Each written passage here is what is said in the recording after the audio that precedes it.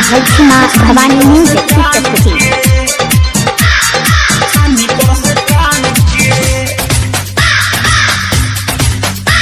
हम नैहर से तलाइल रहनी सखी से हो मांग के काव काव तो करते आइल घुसल छाजा लांग के। हम नैहर से तलाइल रहनी सखी से हो मांग के काव काव तो करते आइल घुसल छाजा लांग के। मोर चोली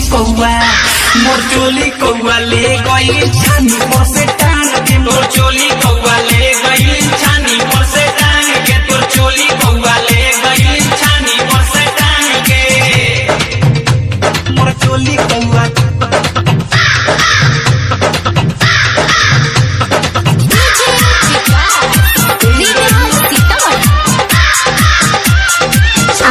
सुन रहल छी माँ भवानी म्यूजिक की प्रस्तुति।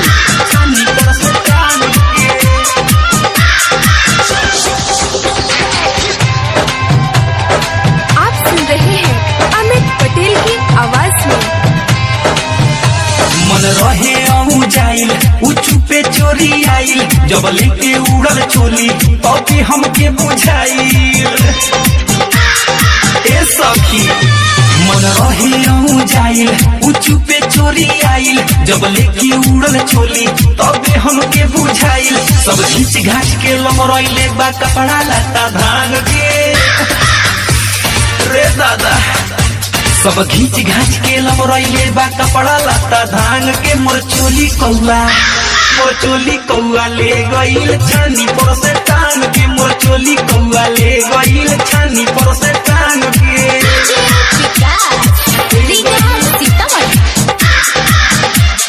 छानी पर से टांग के। माँ भवानी म्यूजिक की प्रस्तुति। छानी पर से टांग के। अभी चोली रहला नया यही से आवे माया लेके भागल बा दिल्ली की गइल मना गया। अरे कहाँ ले गइल दादा।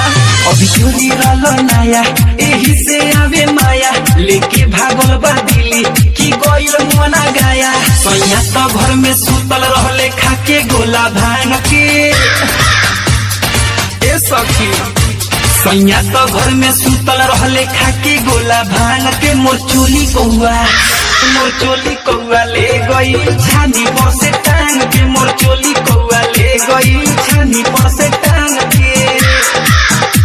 हम नैहर से तलाइल रहनी सखी से हो मांग के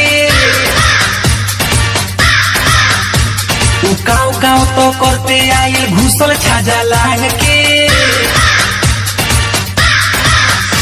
हम नैहर से तलाइल रहनी सखी से हो मांग के काव काव तो करते आइल घुसल छाजा लांग के। मोर चोली